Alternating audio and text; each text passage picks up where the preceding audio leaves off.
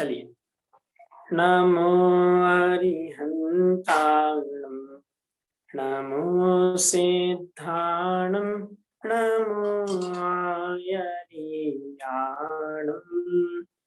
नमो वज्रायाणं, नमो Lowe सबसागुणम्।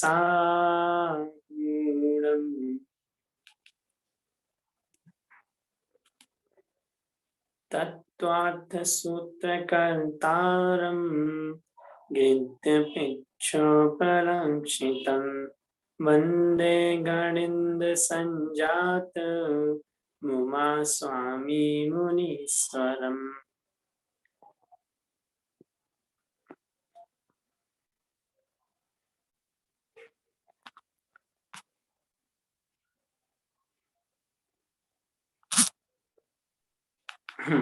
चलिए, अपन पंचभाव इस chapter को समझ रहे हैं। हमने पिछले लेक्चर में भी इसके संदर्भ में बहुत कुछ पढ़ा था और आज हम इस चैप्टर को पूरा शॉर्ट में समझते हुए और आज इस चैप्टर को कंप्लीट करेंगे, है ना। तो पहले आप लोगों को यदि कुछ प्रश्न हो तो पिछले लेक्चर से आप पूछ सकते हैं। किसी को कोई डाउट है? मुझे औपचारिक भाव समझ नहीं आता कि उसमें जरा भी शुद्धि है या नहीं है। चलिए, हाँ, उसको हम समझेंगे। और किसी को कुछ प्रश्न है, कुछ समझ में ना आया हो?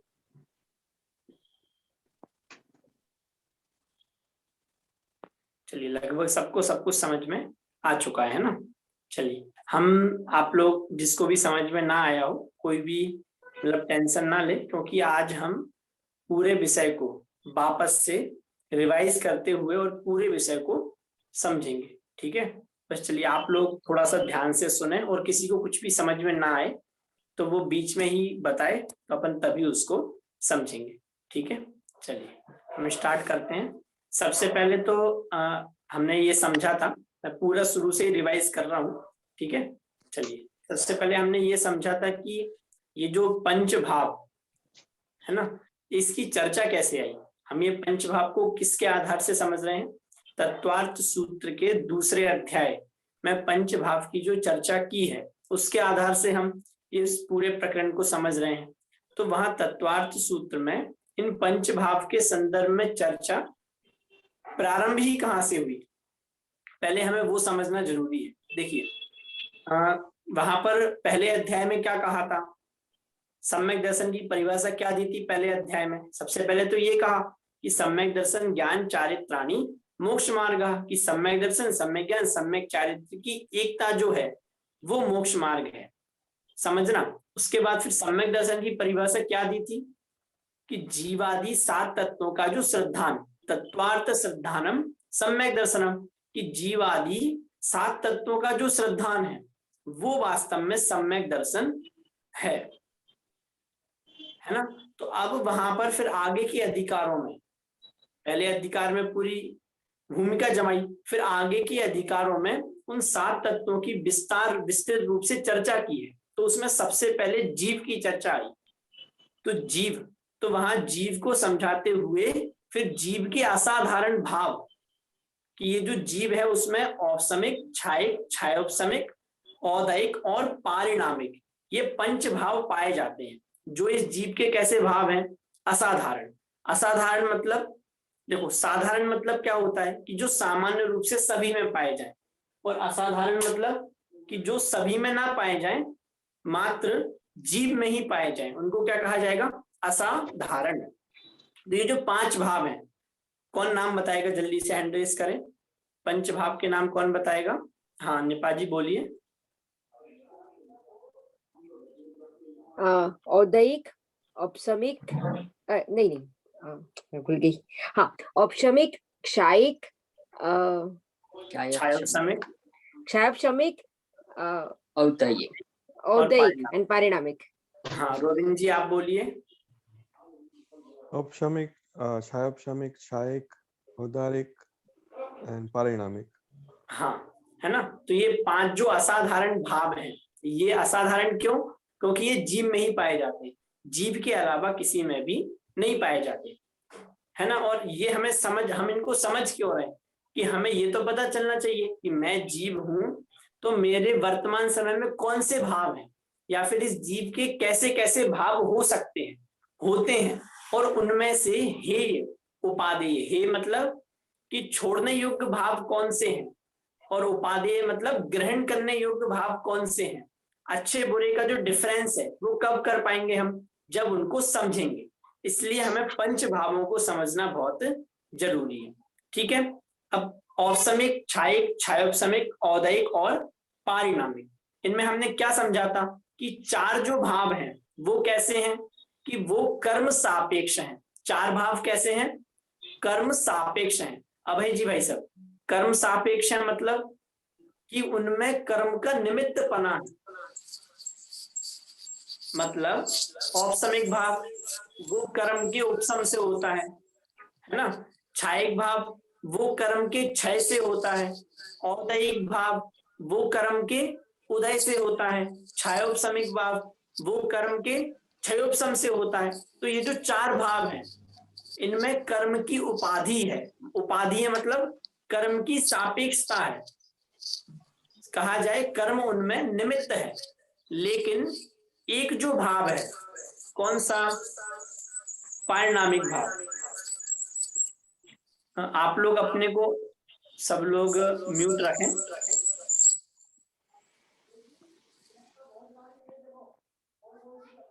चलिए, तो एक जो कौन सा, पारिणामिक भाव, वो पारिणामिक भाव कैसा है कि वो एक पारिणामिक भाव ही है जो कर्मोपाधि निरपेक्ष है। मतलब जिसमें कर्म का कुछ भी निमित्त नहीं है, जिसमें कर्म की कोई भी उपाधि नहीं है।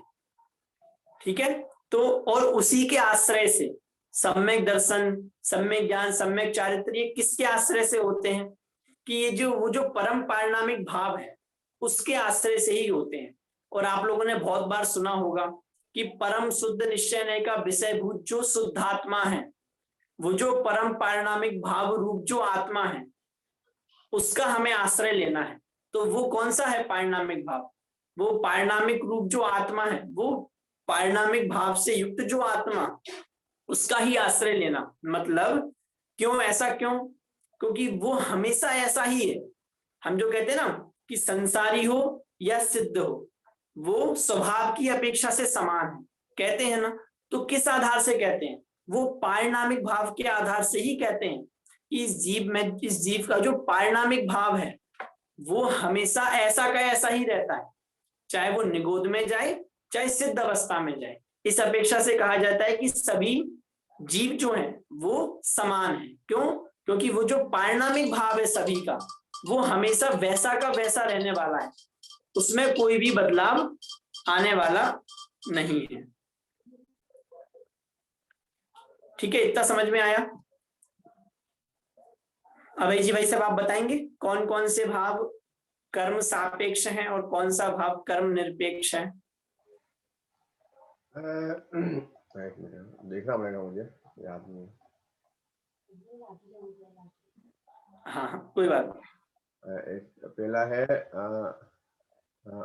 औदैयिक भाव, क्षयिक भाव, क्षायिक भाव, औपक्षयिक भाव। ये चारों भाव तो कर्म के सापेक्ष हैं।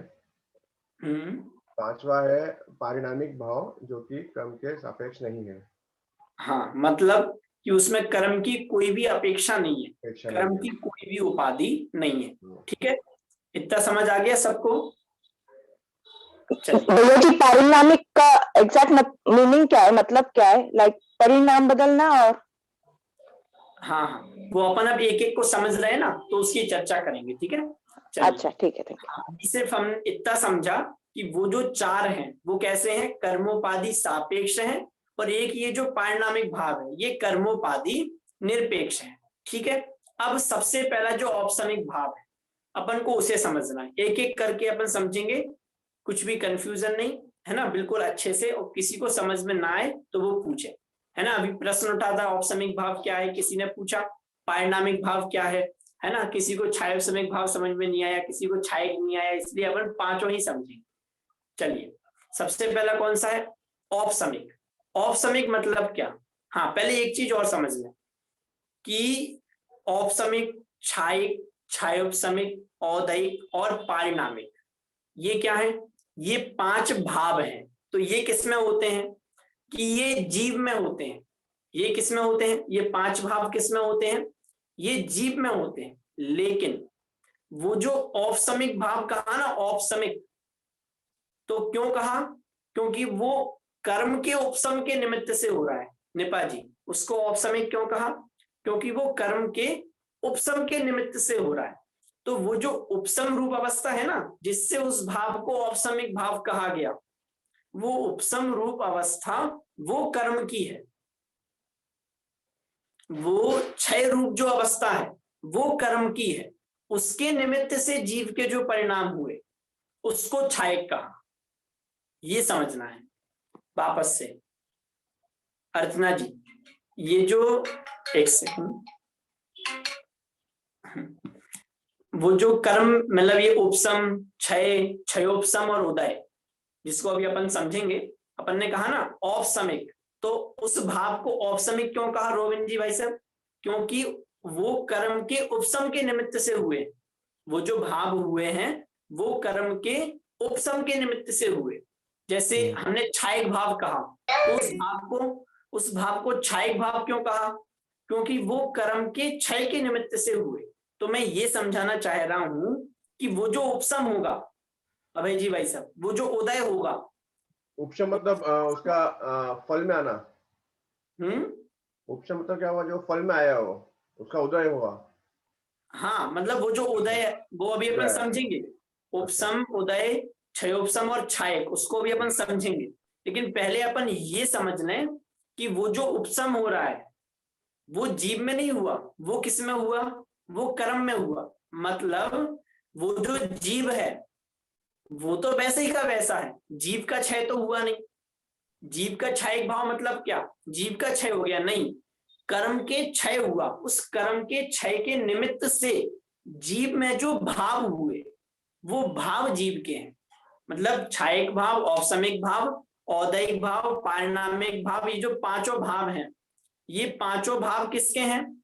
ये जीव के हैं। और ये जिसके निमित्त से हुए, कर्म का उपसम, कर्म का क्षय, कर्म का क्षयोपसम, ये सब किस में हो रहा है? कि ये सब कर्म में हो रहा है। ये अपन को समझना है। ठीक है, अब अपन पूरा स्टेप बाय स्टेप चल रहे हैं ना। समझ में ना आए जहां पर वही पूछ लें। इतने अभी अपन ने जितना पढ़ा उसमें से कुछ समझ में ना आया हो? मीना जी, सब समझ में आ रहा है ना? ज्योतिका जी, मतलब ना आए तो आप बताते जाइए। ठीक है जी, चलिए। हाँ, तो अपन यहाँ तक पहुंच गए। अब उसके आगे अब अपन को ये समझना है कर्म का उपसम, कर्म का क्षय, कर्म का क्षयोपसम, कर्म का उदय, इनका मतलब क्या है, यही समझना है। देखो, कर्म का उपसम मतलब क्या? उपसम मतलब होता है, रश्मिन जी वैसे, उपसम मतलब होता है दबना। उपसम मतलब क्या होता है? दबना। अब सबसे पहले अपन औपसमिक भाव को ही समझ रहे हैं, उसको ही पूरा समझेंगे। ठीक है, उपसम मतलब क्या होता है? उपसम मतलब होता है दबना। दबना मतलब क्या? कि देखो, प्रति समय अपन को कर्म उदय में आ रहे हैं। पहले उदय समझ लेते हैं। प्रति समय इस जीव को कर्म उदय में आ रहे हैं, है ना। किसी को भूख लग रही है, किसी को प्यास लग रही है। आप लोग अभी शायद आपके यहाँ सुबह हुई है तो किसी को नींद आ रही होगी, है ना। किसी को मतलब भूख प्यास, है ना, सबको अलग अलग हो रहा है। किसी को ऐसा लग रहा है कि बहुत थके हारे हैं। तो ये सब जो अवस्थाएं हो रही है ये किस वजह से हो रही है? कि ये कर्म के उदय के निमित्त से हो रही है। अच्छा, सिद्ध भगवान को कभी ऐसा लगता है कि मैं थोड़ा खा लूं, मुझे भूख लग रही है? या फिर ऐसा लगता होगा कि मैं कब से मतलब ऐसे का ऐसा स्थिर खड़ा हुआ हूँ, थोड़ा घूम के आ जाऊं बाहर क्या हो रहा है, नीचे मध्यलोक में देखाता हूँ, थोड़ा थोड़ा अधोलोक में देखाता हूँ, ऐसा कभी लगता है उनको? नहीं लगता। क्यों नहीं होता है ऐसा? क्योंकि उनके कर्म का उदय है ही नहीं। ये सब अपने क्यों हो रहा है? क्योंकि ये सब जो अवस्थाएं होती हैं वो कर्म के उदय से होती हैं। अब कर्म के उदय को अपन ऐसे ही समझ सकते हैं। मैं आपको ऐसे दिखा तो सकता नहीं हूं कि ये कर्म और इसका उदय, है ना। अपन ये समझे कि अब ये अपनी जो अभी जितनी भी अवस्थाएं हो रही हैं बहिरंग जो भी अवस्थाएं हो रही, ये सब जो संयोग मिले, है ना, ऐसा मकान मिला, ऐसा घर मिला, तो ये सब किस वजह से है? अपन समझते हैं, अपन पढ़ते भी हैं, अपन ने पुण्य पाप चैप्टर सबसे पहले ही पढ़ा था कि क्या पुण्य का उदय, क्या पाप का उदय, तो वही तो सब है। कर्म का उदय मतलब, कर्म के उदय मतलब उससे जो अवस्थाएं हो रही हैं उसके आधार से हम कर्म का उदय समझ सकते हैं। ठीक है, तो उदय तो हम सबको ख्याल में है, कर्म का उदय। अब उपसम मतलब क्या? देखो, उपसम मतलब ये होता है कि प्रति समय इस जीव को कर्म का उदय हो रहा है ना, जिसकी वजह से कभी इसको मतलब अनेक अनेक इसकी अवस्थाएं होती हैं, दुखी होता है, कभी थोड़ा बहुत सुख होता भी है, लेकिन वो वास्तव में सुख नहीं है, वो सुखाभास है। इसको अपन कहते हैं ना कि पुण्य के उदय से जो हमें सामग्री मिली, ये घर मिल गया, मकान मिल गया, ये सब क्या है कि ये सब जड़ पदार्थ का संयोग। हाँ, कोई अनम्यूट हो जाता है तो आवाज गूंज रही है, सब म्यूट रखें, जब मैं पूछूं तो आप, है ना। तो ये सब जो जड़ पदार्थ का संयोग है, ये वास्तव में ये सब मिलना, ये सुखाभास है, सुख तो है नहीं, सुखाभास है। तो कर्म के उदय से ये सब अवस्थाएं हो रही है, मतलब प्रति, ये संसारी जो जीव है इसको प्रति समय कर्म का उदय है ना। कभी साता का उदय है, कभी असाता का उदय है। साता के उदय में अच्छे संयोग मिल जाते हैं, असाता के उदय में बुरे संयोग मिल जाते हैं।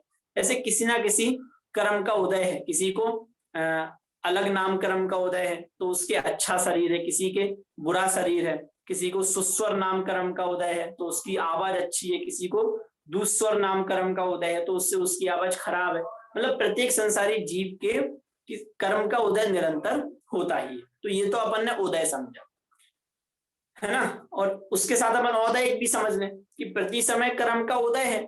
अब उसके निमित्त से जो जीव के परिणाम होते हैं उनको कहते हैं औदयिक भाव। उपसम को अभी अपन साइड में रख के उदय को समझ रहे हैं ना, इसलिए कंफ्यूज मत होना। प्रति समय जीव के कर्म का उदय है तो उसके निमित्त से होने वाले जो जीव के भाव हैं उसको क्या कहा जाएगा? औदयिक भाव। जैसे भाई साहब, रश्मि जी भाई साहब, अभी कर्म के उदय से समझो आपके कुछ भी हुआ, समझो आपने एक नया मकान खरीद लिया, आपका साता वेदनी कर्म का उदय था, उससे कुछ अच्छे संयोग मिले और आपने नया मकान खरीदा, एक नया फ्लैट ले लिया। अब ये बताओ, ये तो कर्म के उदय से हुआ।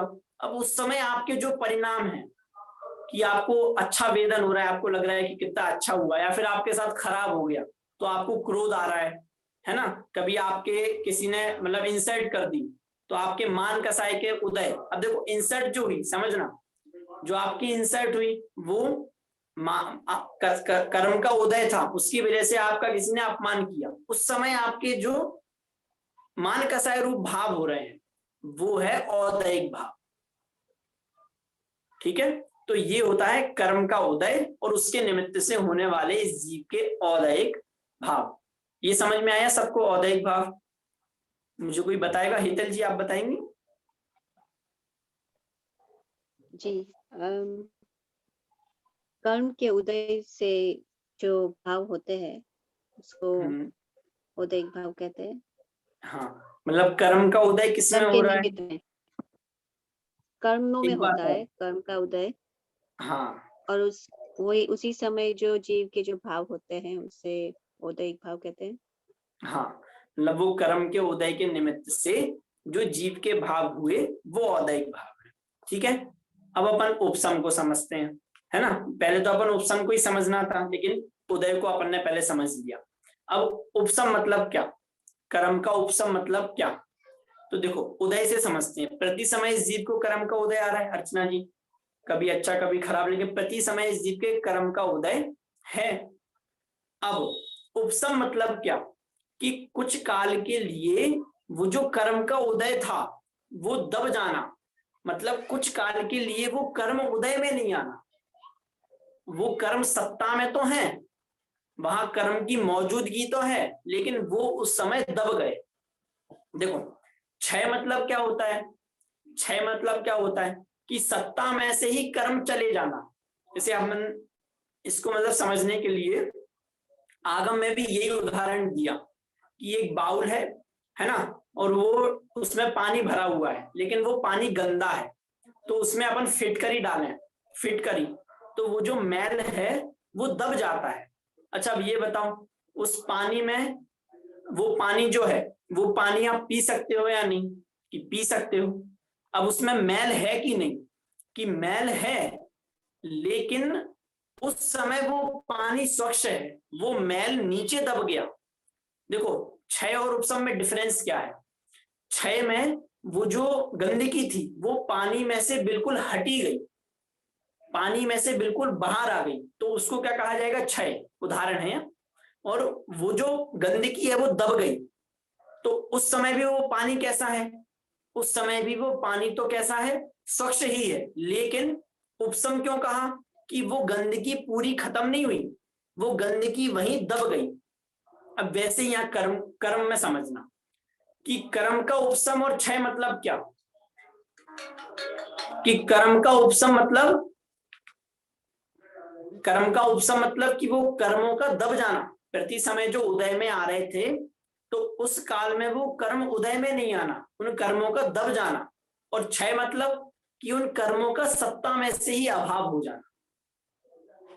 आया, समझ आया मैं क्या समझाना चाह रहा हूं?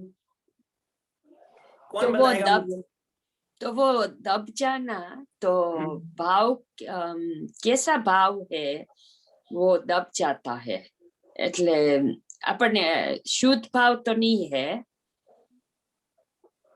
बोलिए बोलिए। હું છે ને કન્ફ્યુઝ થઈ ગઈ છું કે આમાં ઔપચારિક ભાવમાં શુદ્ધ ભાવ જરાય હોય કે કેવા ભાવ હોય? देखो मैं आपको एक बात बताऊं पहले, मतलब समझना, समझोगे तो समझ में आएगा, वरना कंफ्यूजन होगा। कि औपसमिक भाव में जितनी शुद्धता है उतनी ही शुद्धता क्षायिक भाव में भी है। वापस से, जितनी शुद्धता क्षायिक भाव में है उतनी ही शुद्धता औपसमिक भाव में है, 1% भी कमी नहीं है। मतलब मैं क्या कहना चाह रहा हूं कि किसी जीव को क्षायिक सम्यक्त हुआ और किसी जीव को औपसमिक सम्यक्त हुआ, तो उन दोनों में क्या अंतर है, कि सम्यक्त में उनके कुछ भी अंतर नहीं है, रंच मात्र भी अंतर नहीं है। ना तो सम्यक्त का अंतर है, ना शुद्धता का अंतर है, ना आनंद का अंतर है। ये समझना कि औपसमिक भाव को हम क्या समझते हैं कि औपसमिक भाव तो अच्छा नहीं है, वो भी खराब ही है ना, लेकिन ऐसा नहीं है। औपसमिक भाव और क्षायिक भाव जो है, एक सेकंड थोड़ा डिस्टरबेंस आ रहा है।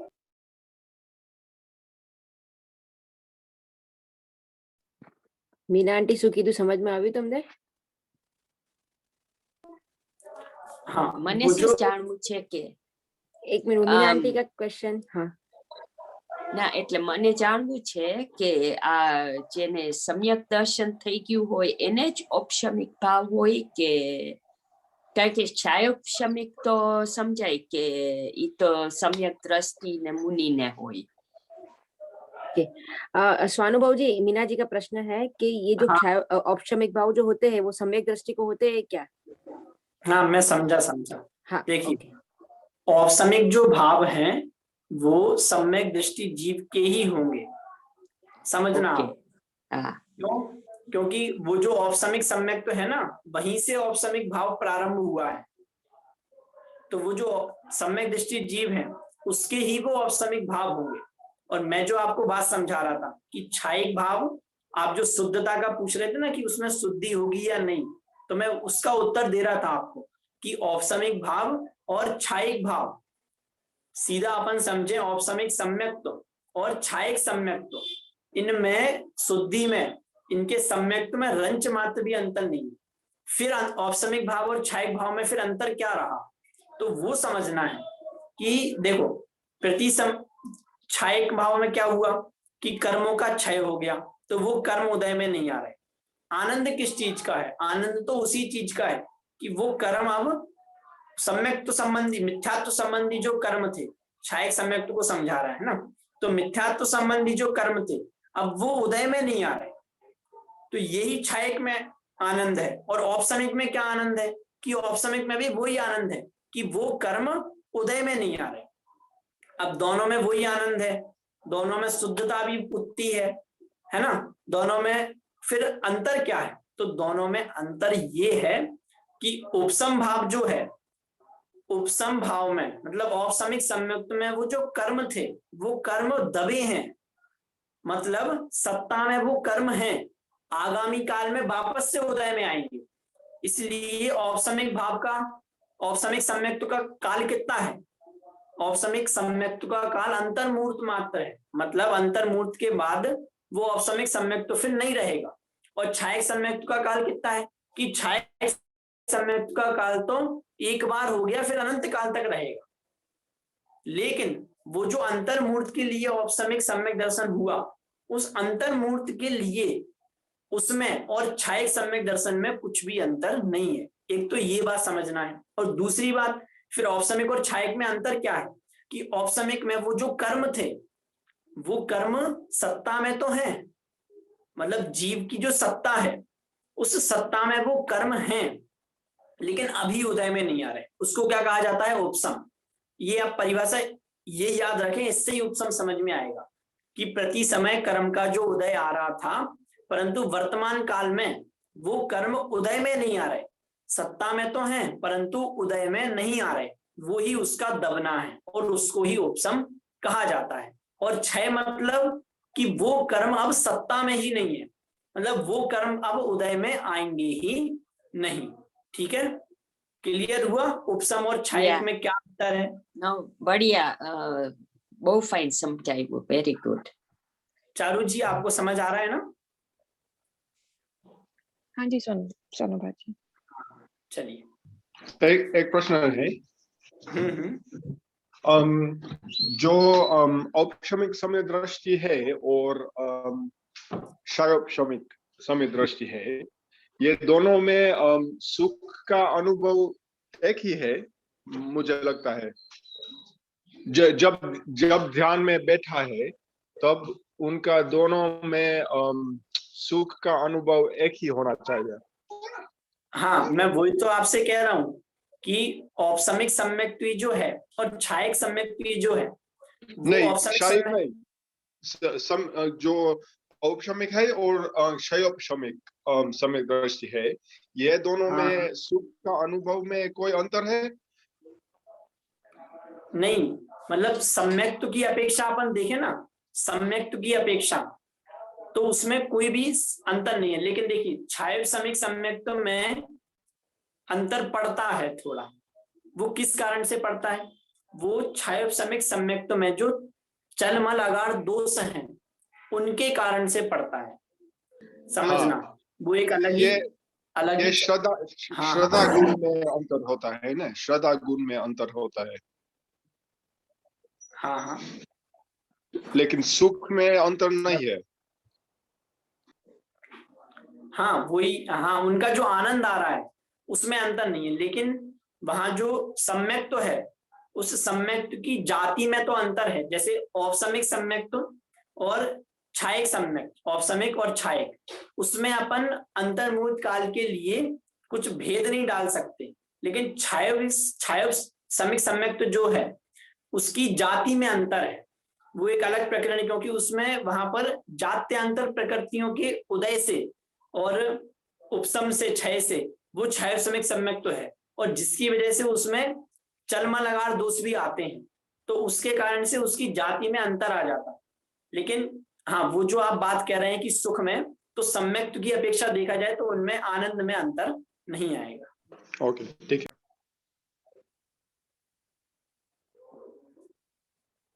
चलिए,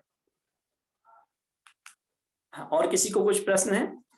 भैया एक एग्जांपल बता सकते हो क्या? जैसे उपशम का, लाइक कर्म दब जाते, लाइक किसी ने नया घर ले लिया तो वापस से नहीं, एग्जांपल बता सकते हो, लाइक कर्म दब जाता है उसका, लाइक अपने रियल लाइफ में ऐसा कुछ। अब उसमें ये दिक्कत है ना कि रियल लाइफ के लिए उदाहरण अपन को औदैहिक का तो अपन दे दिया, लेकिन औपसमिक सम्यक तो और उसको कैसे समझाएंगे? वो तो सम्यक दृष्टि के ही अपेक्षा से समझा जा सकता है ना, क्यों? क्योंकि उनके ही होता है। औदैहिक भाव तो सभी संसारी जीवों के हैं, इसलिए उसको अपन ने अपने ऊपर घटा के देख लिया। लेकिन औपसमिक और छायक भाव वो तो सम्यक्ति के ही होता है, इसलिए वो उन पर ही घटा के देख सकते हैं, इसलिए हमने उन पर ही उसको घटाया ऐसा। चलिए अब औपसमिक भाव को अपन थोड़ा और उसमें समझते हैं। औपसमिक में हम ऐसा उदाहरण नहीं दे सकते कि समझो अभी घर गंदा पड़ा है और मेहमान आने वाले हैं, तो फटाफट से सारा सामान एक रूम में डाल दिया, तो घर अभी क्लीन नहीं हुआ है पर सामान एक जगह पे डाल दिया तो घर क्लीन दिखता है, तो वो औपसमिक भाव जैसा ही हो गया ना, तो दब गया है एक जगह पे। हाँ, मतलब उसको ऐसे ले सकते हैं कि वहां पर उस समय जो घर है वो मेहमान के लिए, तो वो जो घर कैसा है कि उस समय वो घर बिल्कुल क्लीन ही है, भले ही अंदर स्टोर में वो सामान दबा हो, लेकिन उस समय उतना जो घर है वो कैसा है कि वो बिल्कुल क्लीन है, जैसा जैसा आप साफ करके जमाते उसको वैसा का वैसा वो अभी है। ऐसे अपन समझ सकते हैं उदाहरण के माध्यम से। बाकी आप ऐसा यदि कहें कि प्रैक्टिकल अपने परिणामों पे उसको घटाया जा सके, तो वो तो सम्यक्ति के पे ही घटेगा। क्यों?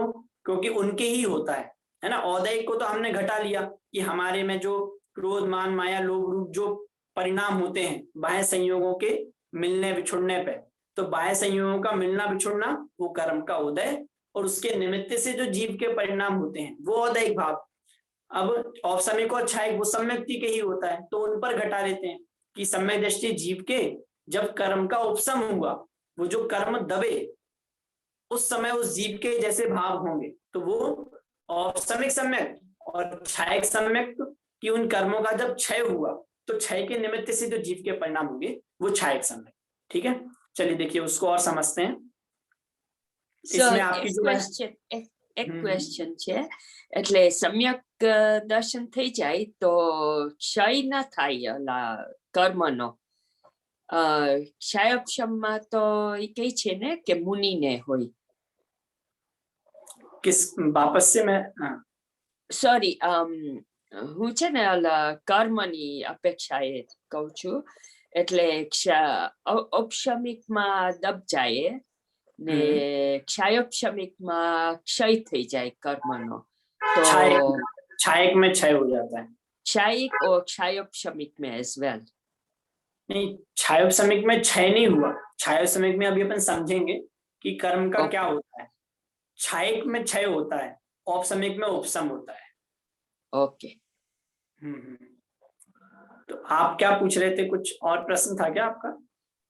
नहीं, मैं એટલે મને જાણવું હતું કે અત્યારના સમ્યક દર્શન થાય તો થોડાક તો કર્મ ક્ષય થતા હશે ને એમ। वहां उपशम सम्यक्त में कर्म क्षय नहीं हुआ, वही तो समझना है। वहां वो जो कर्म थे वो दब गए। अब दब गए ना तो वो उदय में नहीं आ रहे हैं, तो उदय में नहीं आ रहे इस कारण से आनंद उतना ही है। लेकिन औपशमिक सम्यक्त में वो जो कर्म है उनका क्षय नहीं हुआ, वो सिर्फ दबे ही है। ओके ओके, हाँ। चलिए देखिए, अब आपको जो मैंने पीडीएफ भेजी थी है ना, आपके सबके पास होगी, ग्रुप पे मैंने डाली थी पंच भाव की, तो उसके आधार से अपन एक बार पांचों भावों को समझते हैं। सबसे पहले औपशमिक भाव, आत्मा की मुख्यता से आत्मोन्मुख पुरुषार्थ रूप शुद्ध परिणाम से श्रद्धा और चारित्र संबंधी भावमल दब जाना। ठीक है, तो ये अपन ने समझ ही लिया कि आत्मा के शुद्ध परिणामों से वो जो श्रद्धा और चारित्र संबंधी जो मल था वो मल दब जाना है ना, वो कर्मों का दब जाना। कर्मों की अपेक्षा से अपन ले लें कि कर्मों का दब जाना, और अपने अनुसार अपने अंतरंग परिणाम के अनुसार लें कि श्रद्धा और चारित्र संबंधी जो मल था वो मल दब गया। ठीक है, तो उसको क्या कहा जाएगा? औपशमिक भाव कहा जाएगा। अब ये जो औपशमिक भाव है ये दो प्रकार का होता है, सम्यक्त और चारित्र, मतलब औपशमिक सम्यक्त और औपशमिक चारित्र। ठीक है, तो अब इसको कैसे समझे औपशमिक सम्यक्त और औपशमिक चारित्र?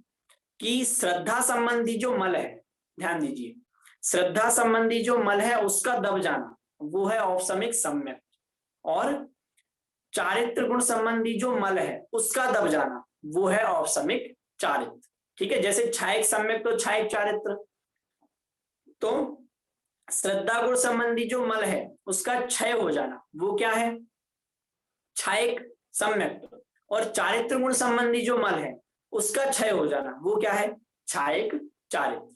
ठीक है, तो इस प्रकार औपसमिक जो भाव है उसके दो भेद हो जाएंगे, औपसमिक सम्यक्त और औपसमिक चारित्र। अब औपसमिक भाव को जानने से क्या लाभ है, क्या कहा मैंने, औपसमिक भाव को जानने से क्या लाभ है ये हमें समझना है। तो जब पारिणामिक भाव का आश्रय लेता है तब ये जीव औदैहिक भाव को दूर करना प्रारंभ करता है। औपसमिक भाव को जानने से, या फिर कहें कि औपसमिक भाव से क्या लाभ है, जानने से मतलब उस वो जो औपसमिक भाव है वो यदि इस जीव के हो तो उससे लाभ क्या है, उससे लाभ ये है कि अभी तक जो प्रति समय, समझना, प्रति समय इस जीव के जो निरंतर कर्म का उदय आ रहा था, वो कर्म का उदय उतने काल, अब मतलब वो जो औदैहिक भाव थे उनका दूर होना प्रारंभ कब होगा, कि उनका दूर होना प्रारंभ औपसमिक भाव पूर्वक ही होगा। मतलब इस जीव को सबसे पहले औपसमिक सम्यक तो ही होता है, जब ये मोक्ष मार्ग प्रारंभ करता है तो सबसे पहले इस जीव को औपसमिक सम्यक तो होता है, डायरेक्ट छायक सम्यक तो नहीं हो सकता। पहले औपसमिक होता है, फिर वो छायक सम्यक में कन्वर्ट होता है, फिर वो छायक में कन्वर्ट होता है। मतलब जो अनादि मिथ्यादृष्टि जीव है उसकी अपेक्षा बात कर रहे हैं, है ना। तो औपसमिक भाव से लाभ क्या है कि अभी तक जो इसके प्रति समय औदैहिक भाव निरंतर हो रहे थे, वो औपसमिक भाव का दूर होना, औदैहिक भाव का दूर होना अब प्रारंभ होगा। कब प्रारंभ होगा, कि जब इस जीव के औपसमिक भाव प्रारंभ होंगे। किसको ये बात समझ में आई, कौन बताएगा, हैंड रेज करें। देखते कितने लोगों को ये बात समझ में आई कि औपसमिक भाव से लाभ क्या है।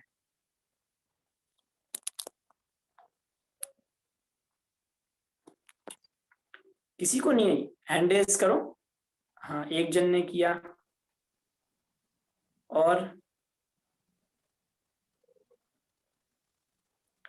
हाँ रोबिन जी भाई साहब आप बताइए।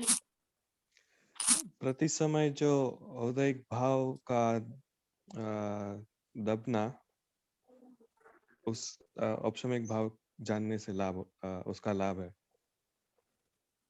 मतलब औपसमिक भाव से ही लाभ है। क्या लाभ है कि प्रति समय जो नेपाल जी, प्रति समय कर्म का जो उदय आ रहा था, है ना, अब जब इस जीव के औपसमिक भाव होंगे तो वो कर्म का उदय जो प्रति समय आ रहा था, मतलब इस जीव के जो प्रति समय औदैहिक भाव हो रहे थे, अब उनका रुकना प्रारंभ होगा। औपसमिक भाव में क्या होगा कि वो जो कर्म का उदय था वो दब जाएगा, तो उसके निमित्त से औदैहिक भाव नहीं होंगे, उसके निमित्त से औपसमिक भाव होंगे। ठीक है, तो हाँ प्रीति जी बोलिए, क्या प्रश्न है।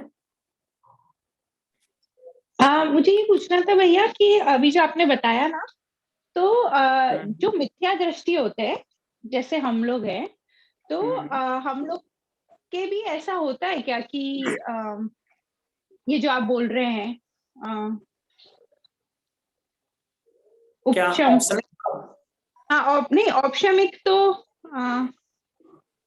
मतलब ये मिथ्या दृष्टि में भी होता है क्या कि अगर शुद्ध कि हमारे भी कर्म दब सकते हैं।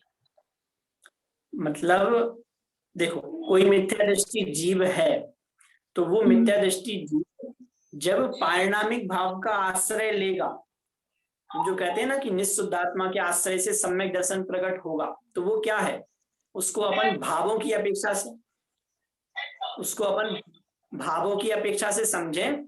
तो जब ये जीव पारिणामिक भाव का आश्रय लेगा, मिथ्या दृष्टि जीव है कोई भी, चलो से समझो मैं मिथ्या दृष्टि जीव हूं, है ना, तो मैं जब पारिणामिक भाव का आश्रय लूंगा तो उस पारिणामिक, अभी क्या कर रहे हैं, अभी अपनी भूल क्या है कि अपना जो औदैहिक भाव हो रहा है ना, कर्म के उदय के निमित्त से जो भाव हो रहे हैं, हम उनमें ही लगे हैं, हम उनको ही सुधारने, उनको ही बिगाड़ने में अपना समय बर्बाद कर रहे हैं। लेकिन जब हम क्या करेंगे कि ये कोई भी मिथ्या दृष्टि जीव है, जब मैं इस पारिणामिक भाव का आश्रय लूंगा जो हमेशा वैसा का वैसा है, तो फिर मेरा जो प्रति समय कर्म का उदय चल रहा था और उसके निमित्त से जो औदैहिक भाव चल रहे थे, ये जो पूरा सर्कल चल रहा था जिसकी वजह से मैं संसार में ही परिभ्रमण अनादिकाल से कर रहा था, अब जब मैं इसका आश्रय लूंगा तो उसके आश्रय के निमित्त से मुझ में कैसे परिणाम होंगे कि औपसमिक रूप परिणाम होंगे। औपसमिक रूप परिणाम होंगे मतलब वो जो कर्म थे वो कर्म दबेंगे और उस कर्म के दबने से वो जो कर्म है वो दबेंगे। कर्म दबेंगे मतलब वो कर्म में उदय में नहीं आएंगे और उतने काल तक मैं मेरा जो पारिणामिक भाव है उसके आश्रय से जो आनंद आता है उसको मैं भोगूंगा। और फिर वो औपसमिक भाव वो छायोपसमिक में कन्वर्ट होगा, फिर छायक में कन्वर्ट होगा और ऐसे करके मोक्ष मार्ग में आगे बढ़ते चलेंगे। लेकिन शुरुआत कब होगी? जैसे कोई मिथ्या दृष्टि जीव है तो उसकी धर्म की शुरुआत कब होगी? औपसमिक भाव से यही लाभ है कि उसकी धर्म की, वास्तविक धर्म की शुरुआत, वास्तविक मोक्ष मार्ग की शुरुआत किससे होती है? तो वास्तविक मोक्ष मार्ग की शुरुआत इस औपसमिक भाव से ही होती है। समझ आया आपको? तो ये संवर यही हो गया क्या? लेकिन हम वैसे बोलते हैं कि मिथ्या दृष्टि को तो संवर होता ही नहीं है, कि संवर अलग हो गया। संवर मतलब फॉर एवर कंप्लीट इनफ्लक्स हो गया कर्म का। नहीं देखो, तो वो जो आपको औपसमिक रूप भाव होंगे ना, वही तो सम्यक तो होना है। तो जब आपको जब सम्यक दर्शन होगा तभी आपके संवर और निजरा, वास्तविक संवर निजरा प्रारंभ होगी। तो वो बात सही है कि मिथ्या दृष्टि जीव के वास्तविक संवर और निजरा नहीं होती। क्यों नहीं होती? क्योंकि वो अभी मोक्ष मार्ग में ही नहीं लगा। मोक्ष मार्ग में कब लगेगा? कि जब उसके औपसमिक भाव प्रारंभ होगा, मतलब औपसमिक सम्यक तो होगा, फिर छायोपसमिक सम्यक तो होगा, छायक सम्यक तो होगा, तब वो धर्म में, तब उसके वास्तविक, इस जीव की वास्तविक धर्म की शुरुआत, वास्तविक मोक्ष मार्ग की शुरुआत कब होती है? कि चौथे गुण स्थान से, जब ये जीव सम्यक्त्व को धारण करता है। आपको मैं बताऊं, गोपाल दास जी ब्रह्या ने तो अपनी जो लघुजन सिद्धांत प्रवेशिका लिखी है, आपने नाम तो सुना होगा सभी ने। उसमें तो उन्होंने जैन की परिभाषा में ये लिखा कि वास्तविक जैन कौन है, मतलब किसी जीव का जैनत्व कब प्रारंभ होता है, उसको वास्तविक जैन हम कब कहेंगे? कि उसके जब वो चतुर्थ गुण स्थान में आएगा, मतलब जब वो अपने मोक्ष मार्ग को प्रारंभ करेगा, तब हम उसको वास्तविक जैन कहेंगे। तो वास्तविक मोक्ष मार्ग वहां से प्रारंभ होगा। तो मिथ्यात्वावस्था में तो इस जीव के ना तो औपसमिक रूप भाव होंगे और ना वास्तविक संवर निजरा ही होगी। हाँ, तो फिर ये वही मैं बोल रही हूँ कि ये सब जो है ये मिथ्या दृष्टि के लिए नहीं है, ये सब भाव। हाँ, मतलब देखो, ये समझना है कि ये सब भाव मिथ्या दृष्टि के लिए नहीं है। मतलब क्या? कि ये इनमें से कुछ भाव मिथ्या दृष्टि के अभी नहीं है वर्तमान में, लेकिन उन भावों की मतलब ऐसा करना है कि वो भाव इस जीव के हो सके, इसलिए हम उनको समझ रहे हैं। मतलब वर्तमान में मिथ्या दृष्टि जीव के एक तो औदैहिक भाव है और एक पारिणामिक भाव है। पारिणामिक भाव क्यों है? क्योंकि वो तो सभी जीव के हमेशा ही है, चाहे वो संसार, सभी लोग सुने, प्रश्न तो वो कर रहे हैं लेकिन मतलब समाधान सभी को ही मिल रहा है ना। तो वास्तव में तो इस संसारी जो जीव है उसके दो भाव हैं। एक तो औदैहिक भाव, प्रत्येक संसारी जीव, आपकी मतलब मिथ्या दृष्टि जीव है, उसके दो भाव तो है ही हैं। कौन कौन से? एक तो औदैहिक भाव, क्यों? क्योंकि वो तो सभी संसारी जीवों के होता है, मतलब कर्म का उदय, तो संसार में जो है उसके कर्म का उदय है ही, और उसके निमित्त से उस जीव के औदैहिक भाव हो रहा है। तो एक तो औदैहिक भाव सभी मिथ्या दृष्टि जीव के है, और दूसरा पारिणामिक भाव। पारिणामिक भाव कि वो सभी जीवों के हैं, चाहे वो संसारी जीव हो, चाहे मुक्त जीव हो, चाहे वो निगोदिया जीव हो, चाहे वो सिद्ध जीव हो, सभी के पारिणामिक भाव है। तो इस अपेक्षा उस मिथ्या दृष्टि जीव के भी पारिणामिक भाव तो है। तो ये दो भाव तो हैं। अब बचे जो तीन भाव हैं, औपसमिक भाव, छायोपसमिक भाव और छायक भाव, इनकी इस जीव को प्राप्ति करनी है ना। यदि कर्मों का, क्योंकि 13वें 14वें गुण स्थान तक पहुंचना है तो वो पहले इनसे गुजरना होगा, औपसमिक भाव रूप, छायोपसमिक भाव रूप, फिर छायक भाव रूप। तो ऐसा नहीं कि मिथ्या दृष्टि जीव को इनसे कोई प्रयोजन ही नहीं है, अभी उसके दो भाव हैं। अब उसको इस पारिणामिक भाव के आश्रय से समझना सभी, अभी औदैहिक भाव है और पारिणामिक भाव है, लेकिन इस पारिणामिक भाव पर दृष्टि नहीं है। तो अब इस मिथ्या दृष्टि जीव को करना क्या है, मतलब हमें करना क्या है कि ये जो औदैहिक भाव है, इस औदैहिक भाव पर दृष्टि ना करते हुए इस पारिणामिक भाव पर दृष्टि करना है। और इस पारिणामिक भाव पर हम दृष्टि करेंगे तो फिर हमारे औपसमिक, छायोपसमिक और छायक रूप परिणाम होंगे। अब मेरा सॉरी एक और कंफ्यूजन है। ऐसे तो हम लोग बोलते हैं कि जो पारिणामिक भाव है वो शुद्ध भाव है, राइट? तो 3 भाव होते हैं, शुभ, अशुभ या शुद्ध। तो बोलते हैं कि हम लोग को शुभ या अशुभ भी हो सकता है, हमको शुद्ध तो हो ही नहीं सकता है। और अगर पारिणामिक भाव शुद्ध भाव है तो वो तो हमको कभी नहीं होंगे फिर। नहीं, देखिए पारिणामिक भाव जो है ना, अब समझना, एक होता है शक्ति रूप और एक होता है व्यक्ति रूप। व्यक्ति मतलब प्रकटता होना और शक्ति मतलब वो हमेशा विद्यमान रहना। तो पारिणामिक भाव जो है वो प्रकट हो और छूटे, ऐसा भाव नहीं है। पारिणामिक भाव क्या है कि वो पारिणामिक भाव इस जीव की शक्ति है। पारिणामिक भाव क्या है कि वो इस जीव की शक्ति है, वो हमें प्रकट नहीं करना। देखो वहां जो कहा ना कि इस जीव के,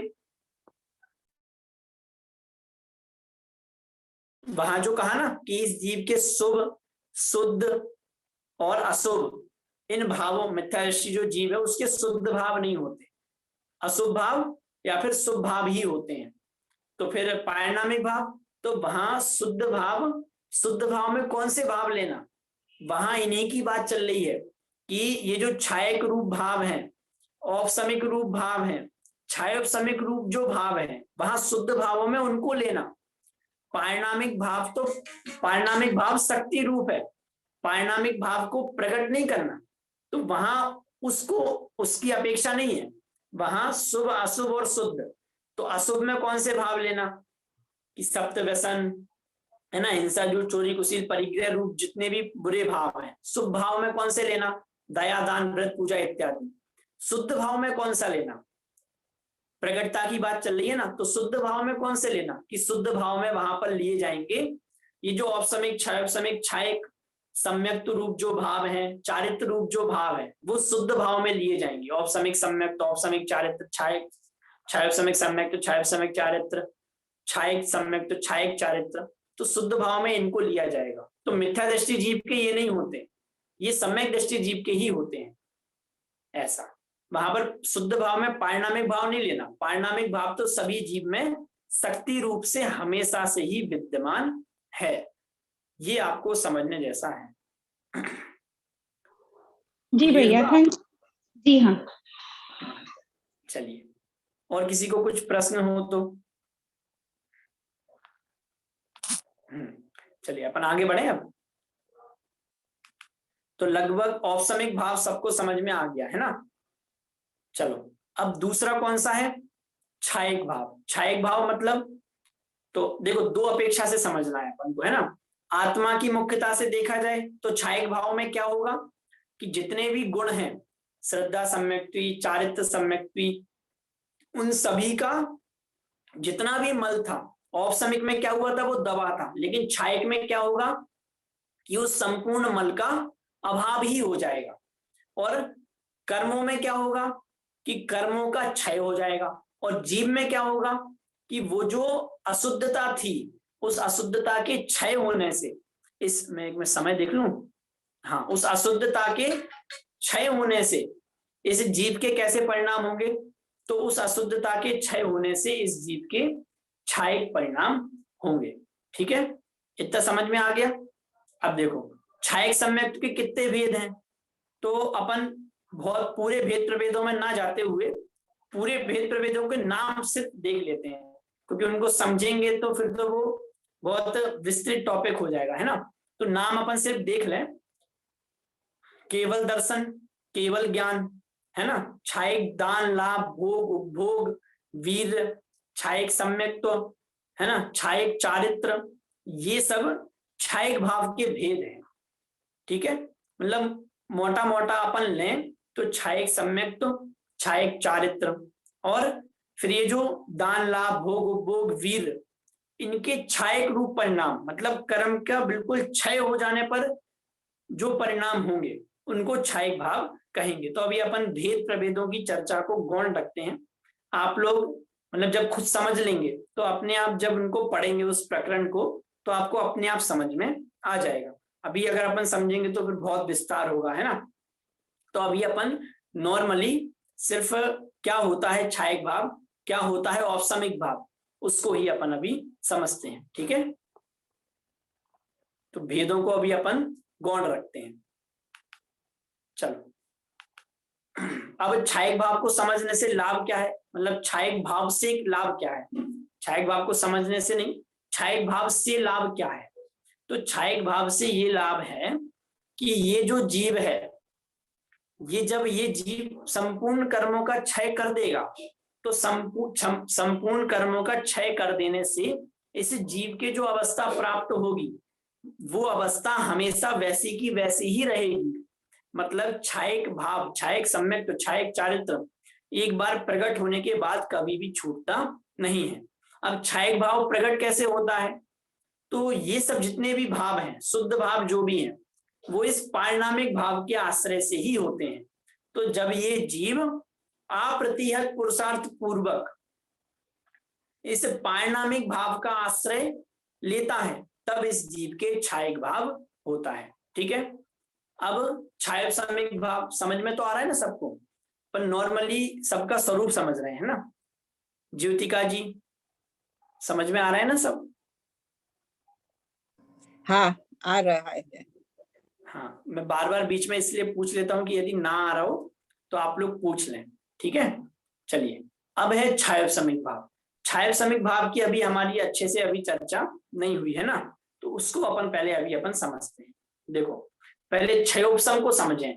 क्षयोपशम यदि आपको समझ में आ गया तो फिर आपको बाकी सब जितना भी कॉन्सेप्ट है वो क्लियर हो जाएगा।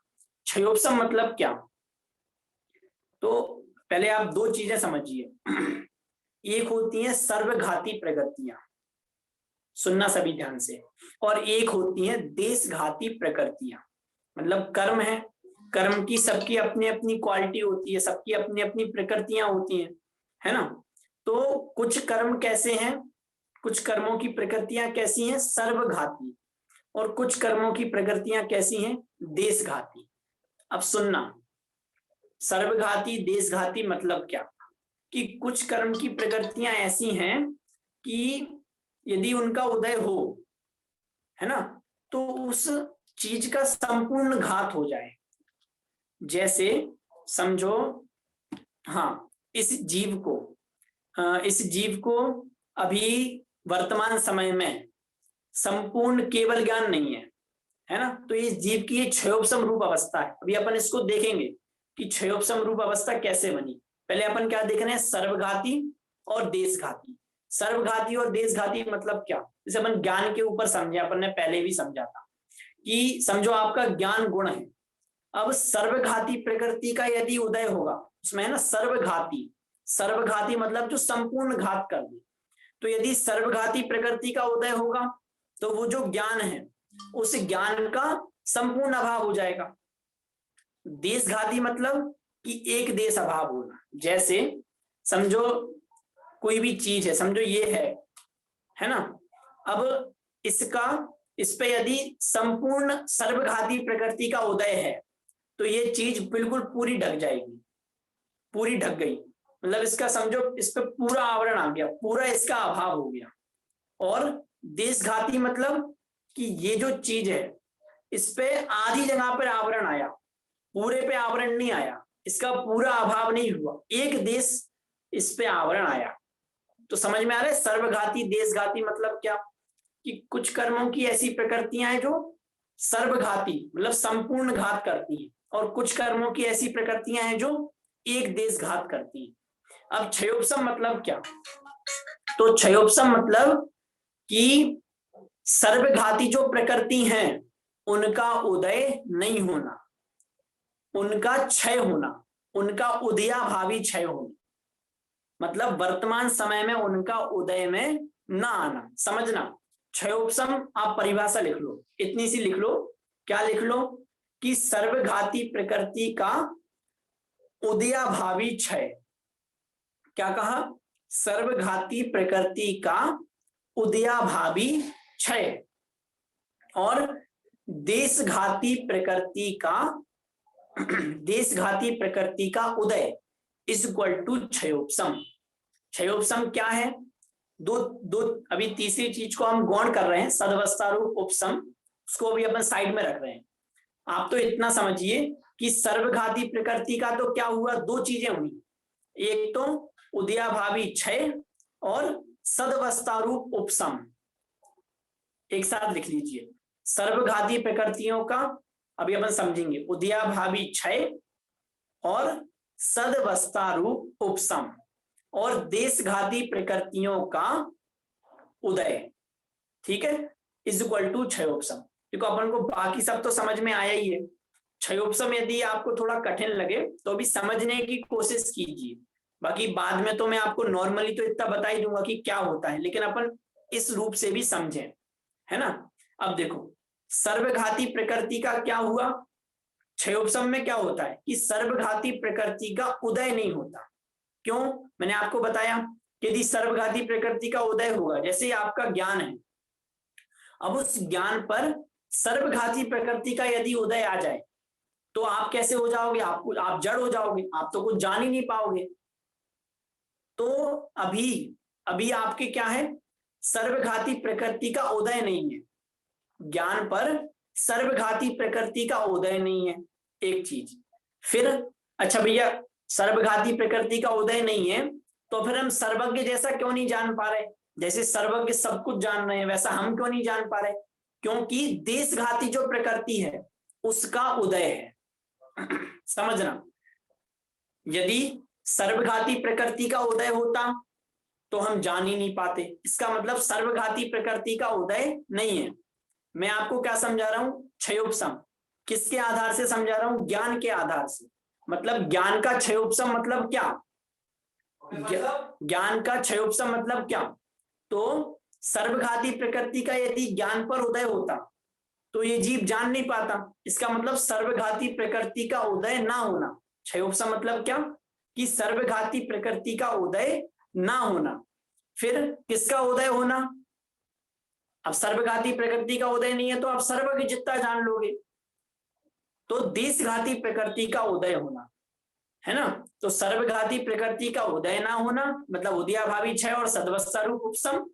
अभी अपन इन दो टर्म को नहीं समझ रहे हैं, बाद में आप समझेंगे, अभी इतना समझ लीजिए कि सर्वघाती प्रकृति का उदय ना होना और देशघाती प्रकृति का उदय होना वो क्षयोपशम है।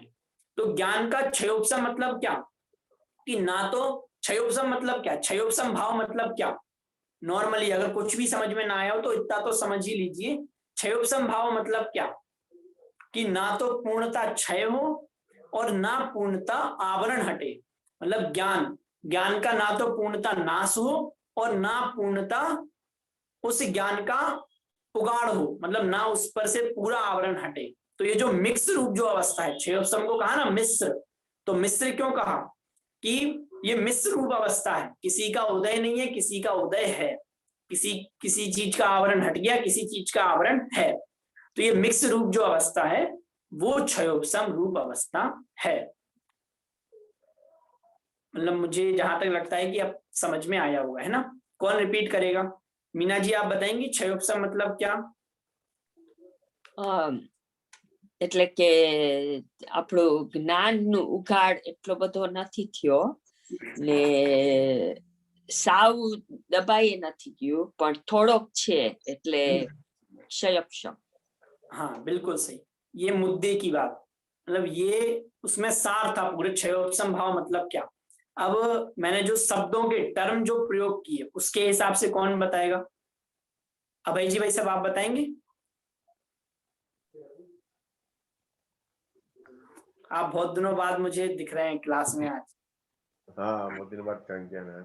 हाँ आप बताइए कौन सा शब्द का था? क्षयोपशम को अपन ने जो समझा था ना, हाँ, सर्वघाती और सर्वघाती और देशघाती की अपेक्षा। हाँ, तो सर्वघाती मतलब जो आपका भाव है, जो कर्म है उनका उदय होना सारे देश में। तो क्षयोपशम में उनका पूर्णतः उदय नहीं होता है, और क्षय हो जाते हैं, वो दब जाते हैं, वो उदय में नहीं रहते, उदय में नहीं रहते, उनका क्षय हो जाता है। और दूसरा है देशघाती का उदय होना, मतलब वो पूर्ण तरह दबते नहीं है, थोड़ा हाफली या कुछ परसेंटेज उनका दब जाता है। हाँ, मतलब देशघाती प्रकृतियों का उदय होता है। देशघाती प्रकृति का उदय मतलब कि एक देश आवरण आता है, संपूर्ण आवरण नहीं आता है ना। हाँ चलिए, बहुत बढ़िया। संदीप जी भाई सब क्लियर है ना? हाँ चलिए ठीक है। तो अपन ने क्षयोपशम भाव समझा है ना। अब अपने पास कितने मिनट हैं? 8 मिनट और है ना। तो अब अपना प्रकरण भी ज्यादा बचा नहीं है। औदैहिक भाव अपन ने समझ ही लिया है कि कर्म के उदय के निमित्त से इस जीव के जो परिणाम है उसको क्या कहा जाएगा? औदैहिक भाव, है ना। औदैहिक भाव को जानने से लाभ क्या है? ये औदैहिक भाव को जानने से सबसे बड़ा लाभ ये है समझना कि इस जीव के अनादिकाल से कर्म का उदय है, लेकिन अनादिकाल से कर्म का उदय होते हुए भी इस जीव की जो शक्ति है उसमें कुछ भी फर्क नहीं आया। देखो, औदैहिक भाव को प्रकट करने से लाभ नहीं है, लेकिन औदैहिक भाव को जानने से लाभ है। औदैहिक भाव को जानने से क्या लाभ है कि अनादिकाल से इस जीव को कर्म का उदय है। अनादिकाल से भले ही ये संसार में परिभ्रमण कर रहा है, लेकिन अभी भी इस जीव में ऐसी शक्ति है कि ये उन समस्त कर्मों का अभाव करके और सिद्धत्व की प्राप्ति कर सकता है। तो ये किस भाव को जानने से पता चला? कि औदैहिक भाव को, ये औदैहिक भाव को जानने से हमें ये पता चलता है। ठीक है। अब अंतिम कौन सा बचा हमारा? पारिणामिक भाव। पारिणामिक भाव मतलब कि सहज स्वभाव, उत्पाद व्यय से निरपेक्ष, ध्रुव, एक रूप रहने वाला भाव। अभी किसी ने पूछा था ना पारिणामिक भाव को कैसे समझे। पारिणामिक भाव मतलब कि हमेशा वैसा का वैसा ही परिणमन करने वाला, उसके परिणमन में कोई भी फर्क ना आए। ध्रुव, एक, अखंड, जो भी अपन ये सब प्रयोग करते हैं ना, ये सब पारिणामिक भाव की अपेक्षा से ही करते हैं। क्यों? क्योंकि वो हमेशा वैसा का वैसा ही रहता है। उत्पाद व्यय निरपेक्ष, एक रूप, ध्रुव, सहज स्वभाव, अखंड स्वभाव, ये सब किसके विशेषण हैं? कि ये सब पारिणामिक भाव के ही विशेषण हैं। ठीक है, समझ आ गया सबको पारिणामिक भाव क्या है? अब देखो, अपन थोड़ा इनको गुण स्थानों की अपेक्षा से समझे। पारिणामिक भाव सभी जीवों के। पारिणामिक भाव किन, अपन ये देख रहे हैं पांचों भाव किन किन जीवों के हैं, मैं पूछूंगा। पारिणामिक भाव सभी जीवों के। औदैहिक भाव सिद्धों को छोड़ के सभी संसारी जीवों के। क्यों? क्योंकि सभी संसारी जीवों के कर्म का उदय है ना। तो पारिणामिक भाव सभी जीवों के। औदैहिक भाव सिद्धों में नहीं होता। और देखो, आपका जो प्रश्न था ना, सबसे पहले जो प्रश्न उठा था कि इनका क्रम ऐसा क्यों रखा? औपसमिक, छायको, भावो, मिश्रस्य, जीवस्य, सौतत्व, औदैहिक, पारिणामिक, ऊंचा, कि औपसमिक, छायक, क्षयोपसमिक, औदैहिक और फिर पारिणामिक, इनका क्रम ऐसा क्यों रखा? तो उसका उत्तर भी आपको इससे ही मिलेगा। शायद नीरज जी भाई साहब ने ये प्रश्न पूछा था कि इनका क्रम ऐसा का ऐसा क्यों रखा, मतलब औपसमिक के बाद औपसमिक, छायक, फिर छायोपसमिक, फिर औदैहिक, फिर पारिणामिक, ऐसा क्रम क्यों रखा? तो उसका पीछे यही कारण है कि अपन पीछे से देखें तो सबसे ज्यादा जीवों की संख्या कौन से भाव वाले जीव हैं? सबसे ज्यादा पारिणामिक भाव वाले। क्यों? क्योंकि सभी जीवों के पारिणामिक भाव तो होता ही है। फिर उससे कम, मतलब सबसे ज्यादा पारिणामिक भाव वाले जीवों की संख्या, इसलिए उसको सबसे लास्ट में रखा। उससे कम औदैहिक भाव वाले जीव। क्यों? क्योंकि जितने भी संसारी जीव हैं, सिद्धों को छोड़ के सभी संसारी जीवों के औदैहिक भाव होता ही है। तो उससे कम औदैहिक इसमें औदैहिक भाव में अर्यंत आ गए ना, क्योंकि अर्यंत को कर्म होते हैं बाकी के चार। हाँ, उनको भी ले लिया ना, सिद्धों को ही सिर्फ छोड़ा। हाँ, है ना। तो उससे कम औदैहिक भाव वाले, फिर उससे कम छायोपसमिक भाव वाले। क्यों? क्योंकि छायोपसमिक भाव किनके नहीं होता? कि 13वें और 14वें गुणस्थान वाले जो हैं और सिद्धों हैं, सिद्ध जो हैं, उनके नहीं होता, बाकी सभी के होता है ना। फिर छायक भाव, तो छायक भाव किन किन के होता है? तो चौथे गुणस्थान से लेके और ऊपर तक के सबको अपन ले सकते हैं। और फिर सबसे कम भाव वाले कौन से हैं? औपसमिक भाव। क्यों? क्योंकि वो किन किन के होता है? एक तो सम्यक दृष्टि के चतुर्थ से लेके सप्तम गुणस्थानवर्ती, और एक जो औपसमिक श्रेणी चढ़ते हैं, अपन ने सुना है ना, 2 श्रेणी है, औपसमिक श्रेणी और छायक श्रेणी। सुना है ना सबने, उपसम श्रेणी और छपक श्रेणी, सॉरी उपसम श्रेणी और छपक श्रेणी सुना है ना, ये एक तो होती है उपसम श्रेणी और एक छपक श्रेणी। तो उपसम श्रेणी पर जो है उनके औपसमिक भाव होते हैं, ठीक है। तो इस प्रकार हमने ये पांचों भावों को अभी समझा है। चलिए अब इसमें से किसी को कुछ प्रश्न हो, अभी हो या फिर बाद में उठे, है ना, एक बार आप पूरी पीडीएफ पढ़ लें, थोड़ा आपको कठिन लगा होगा, है ना, आप लोग सोच रहे होगे अभी तक तो पूरे सरल सरल पढ़ाए और अंत में ही जाके ये इतना कठिन पाठ, इसके बाद भी जो पाठ है वो भी थोड़ा सा आपको लगेगा कठिन, 10 प्राण वाला जो है, वैसे वो सरल है ना। तो इनमें से आपको कुछ भी समझ में ना आया हो तो आप पूछ सकते हैं बाद में, अभी कुछ समझ में ना आया हो तो अभी भी पूछ सकते हैं। चलिए क्षायिक भाव में कौन से कर्म को नाश होता है? हाँ, क्षायिक भाव में कौन से कर्मों का नाश होता है? अनंतानंद बंदी के उसमें भी क्रम है कि कैसा है? हाँ देखिए उसको ऐसे समझ सकते हैं, सबसे पहले कौन सा क्षायिक भाव, क्षायिक सम्यक तो क्षायिक चारित्र, तो सबसे पहले क्षायिक सम्यक तो जिस जीव को हुआ उसके कौन से कर्मों का नाश होगा, तो उसके अनंतानुबंधी कर्म का, है ना, 4 है ना, अनंतानुबंधी, अप्रत्यक्षानावरण, प्रत्यक्षानावरण और संजुलन। तो क्षायिक सम्यक तो हुआ तो कौन से कर्म का अभाव हुआ, अनंतानुबंधी। अब अनंतानुबंधी कर्म का अभाव मतलब क्या, आपने जो प्रश्न पूछा है ना, तो आपको समझ में आएगी।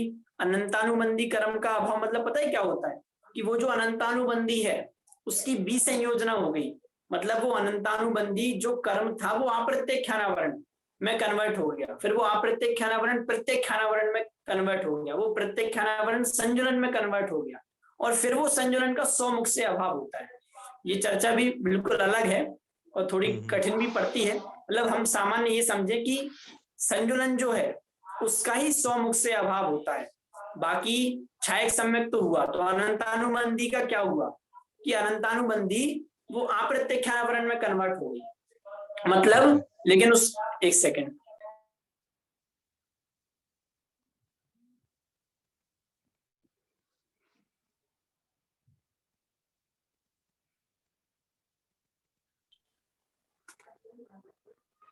है ना, तो वहां पर सबसे पहले क्षायिक सम्यक में क्या हुआ कि वो जो अनंतानुबंधी थी वो अप्रत्यक्षानावरण में कन्वर्ट हो गई, लेकिन उसको सामान्य रूप से यही कहा जाएगा कि क्षायिक सम्यक में किसका अभाव हुआ, तो अनंतानुबंधी का, ठीक है।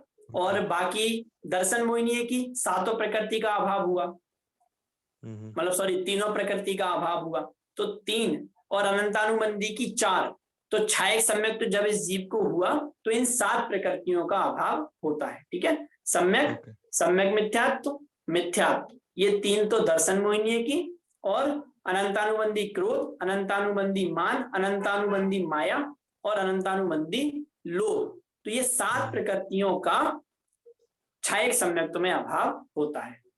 ओके। फिर जैसे जैसे ये जीव आगे बढ़ता जाएगा, है ना, और जब इस जीव को क्षायिक चारित्र होगा तो वहां पर तो चारित्र मोहिनी की जो प्रकृतियां थी, देखो क्षायिक सम्यक्त में सम्यक्त संबंधी जो प्रकृतियां थी उनका अभाव होता है, और क्षायिक चारित्र में वो जो चारित्र मोहिनी की प्रकृतियां हैं कौन कौन सी, अनंतानुबंधी, अप्रत्यक्षानावरण, प्रत्यक्षानावरण और संजुलन, उसमें अभाव होता है ना। Okay, thank you. किसने पूछा था ये प्रश्न, मतलब रॉबिन। अच्छा रॉबिन जी, ठीक। चलिए और किसी को कुछ प्रश्न है, नेपाल जी आप हैंड रेज कर रहे थे। हाँ तो सॉरी आपने ये जो अभी बताया ना वो थोड़ा सा 1 मिनट रिपीट करो ना। क्षायिक सम्यक तो हमें जो 7 प्रकृति बोली, तो अनंतानुबंधी क्रोध की 4 प्रकृति और 3 कौन सी हुई, अनंतानुबंधी क्रोध, मान, माया और लोभ, ये 4 ये चारित्र मोहिनी की, और 3 दर्शन मोहिनी की होती है, मिथ्यात्व, सम्यक मिथ्यात्व और सम्यक। चलिए और किसी को कुछ प्रश्न है, कुछ समझ में ना आया हो। एक लास्ट क्वेश्चन, ये जो अभी बोला ना कि विसंयोजन मतलब तो ये कर्म प्रकृति का दूसरी प्रकृति में कन्वर्ट हो जाना, तो संक्रमण में क्या होता है, खाली जैसे ऐसे जानने के लिए। देखिए विसंयोजना और संक्रमण में बहुत बड़ा अंतर है। क्या अंतर है कि संक्रमण में तो जैसे अशुभ प्रकृति थी वो सुप्रकृति रूप हो गई, सुप्रकृति वो अशुभ प्रकृति रूप हो गई। देखिए लेकिन विसंयोजना जो है ना, जब उस प्रकृति का क्षय हो गया, मतलब वहां ऐसा नहीं है अनंतानुबंधी का क्षय हो गया, मतलब क्या कि अब वो अनंतानुबंधी उदय में आएगी ही नहीं, वो सत्ता में से ही चली गई, तो उसको कहा जाएगा विसंयोजना। संक्रमण में तो क्या हुआ, अशुभ से शुभ में हो गया, शुभ से अशुभ में हो गया, है ना, ऐसा चलता रहता है। लेकिन विसंयोजना मतलब क्या कि विसंयोजना में वो अब प्रकृति ही बदल गई, अब वो अनंतानुबंधी रही नहीं, उस सत्ता में से ही चली गई। तो सामान्य रूप से तो उसको यही कहा जाता है कि अनंतानुबंधी का नाश हो गया, और ये कहना गलत भी नहीं, लेकिन मैं तो आपको बता रहा था कि यदि क्योंकि ग्रंथों में आप पढ़ेंगे तो समझ में तो आना चाहिए कि विसंयोजना मतलब क्या, अनंतानुबंधी की विसंयोजना होती है मतलब कि वहां अनंतानुबंधी जो है उसके पीछे कारण है कि चारित्र मोहिनी की जो प्रकृतियां हैं उसमें संजुलन का ही स्वमुख से अभाव होता है ना, उसको यही कहा जाता है स्वमुख से अभाव, मतलब संजुलन ही अपने मुख से अभाव होगी, बाकी अनंतानुबंधी का अभाव नहीं होता। अनंतानुबंधी वो विसंयोजित होती है, किसमें, अप्रत्यक्षानावरण में, फिर अप्रत्यक्षानावरण प्रत्यक्षानावरण में, फिर प्रत्यक्षानावरण संजुलन में, और संजुलन का फिर अभाव होता है, ऐसा। हाँ, थैंक यू सो मच। हाँ प्रीति जी बोलिए। वो जो आपने बताया ना भैया कि पारिणामिक भाव सबके होते हैं, वो तो एक शुद्ध अवस्था है आत्मा की, लेकिन भाव तो करने से होएगा ना, लाइक कि अगर मैं ऐसा सोचूं कि मैं एक शुद्ध आत्मा हूं तो वो तब मेरा पारिणामिक भाव हुआ, लेकिन अगर मैं वो नहीं सोच रही हूँ तो वो मेरा भाव कंटिन्यूअस कैसे हो रहा है? मैं आपको वही तो बता रहा हूँ कि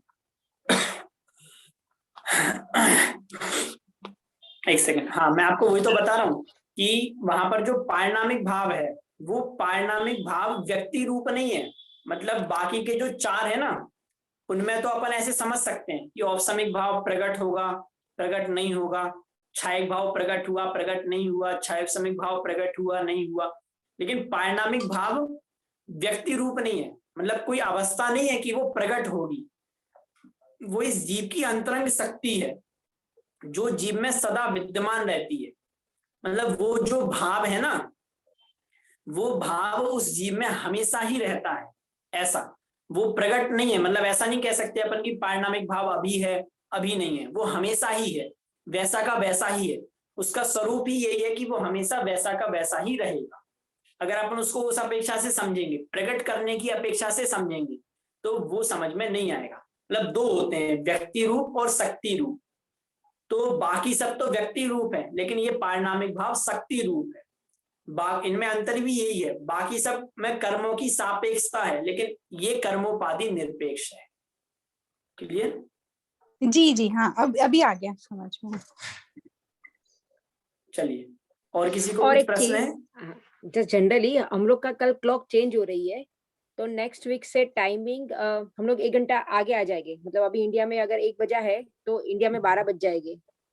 ठीक है, तो टाइम आपके लिए सूट होगा ना? मैं आपसे बाद में बात कर दूंगी तो फिर ठीक है? हाँ हाँ ठीक, कोई दिक्कत नहीं। ओके ठीक है, थैंक यू। चलिए ठीक है, सबको समझ आ गया? चलिए, तो अभी सभी को सादर जय जिनेंद्र, आप लोग भी आपस में एक दूसरे को जय जिनेंद्र बोलते हुए। जय जिनेंद्र। जय जिनेंद्र। जय जिनेंद्र। जय जिनेंद्र। चलिए, महावीर भगवान की जय। जय।